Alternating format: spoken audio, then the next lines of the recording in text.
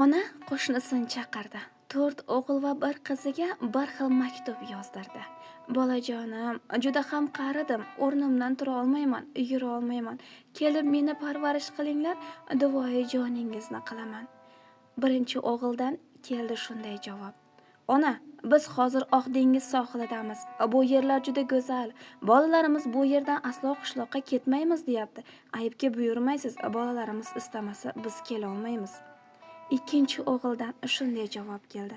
Ona, bizga bekorchi gaplar bilan xat yozibsiz. Chunki xatingiz xotinimga ma'qul kelmadi. Siz bu yil ham amallab turavering o'zingiz. Ayibga buyurmang, men xotinimni yubora olmayman. Uchinchi o'g'ildan shunday javob keldi. Ona, maktubingizni hozir xotinimga o'qib berdim. Shu paytda ham birovga xizmat qilinadimi? Xudo xayringizni bersin, shu yoshimda pishgan oshimga sovuq suv qo'ymang, men xotinimni sizga jo'nata olmayman. To'rtinchi o'g'ildan shunday javob keldi. Ayibga buyurmaysiz, ona. Ishim ko'pligidan endi xatingiz o'qiyapman. Men sizni tushundim. Mening xotinimdan boshqa chaqiradigan kelin topa olmadingizmi? Xotinimni yubora olmayman qishloqqa, o'rgana olmaydi.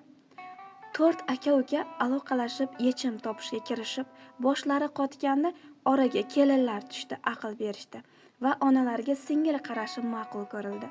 Qo'shni xatlarni bir o'qib uyiga ketgach, ona sho'rlik ho'ngrab yig'lagach, Allohga omonatingni ol Robbim deya yolvordi. Ertasi kuni xorijdagi qizidan maktub keldi. Darhol qo'shnisini chaqirtirib o'qitdi. Onajon, akalarimdan xabar keldi. Ko'p qayg'urmang, endi birga yashaymiz. 3-4 kunda yoningizda bo'laman.